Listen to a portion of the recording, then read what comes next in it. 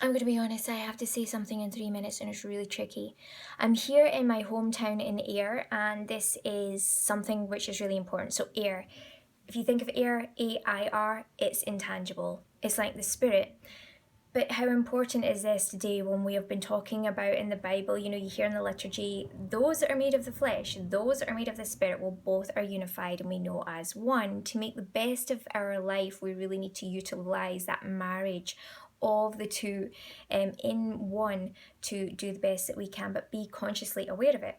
Now, I'm going to talk about a time where really I had someone in my life who was actually unconscious. It was a brother of mine. He had had a stroke, and I spent time with his body there in the neurological department, just hoping for his healing and having faith for it. Now, within that week or the next day, despite not knowing whether he would ever survive, really recover fully, he did. He was actually up and talking and fully functioning and consciously aware. Not fully functioning in terms of walking around the place, but certainly up and alive and awake and alert and able to communicate, etc. And was going to be starting to take his recovery and starting to walk, and go through the rehabilitation stage. So everything worked out perfectly.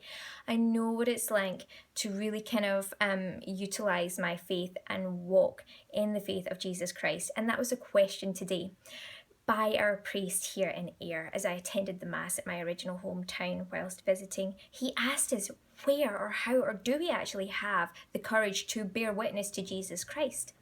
Bear witness, also the motto for my secondary school, my younger years actually. So it's always been something that just has been just the way it is for me.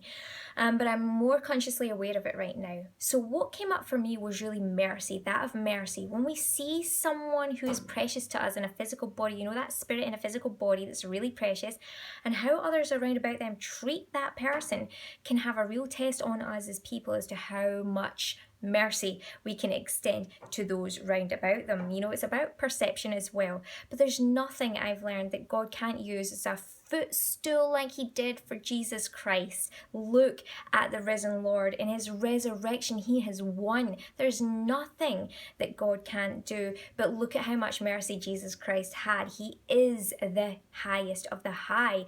And so that's the mercy we're looking to achieve. Think of Mother Mary. When I think of Mary and all that Jesus had to go through, how much mercy she had for the world and how much mercy she does have, we can draw on the times that we have been able to give this mercy, have this mercy for ourselves and for each other, and utilize that as a unified front to help each other grow in clarity and wisdom and further guidance of further mercy for the wider world.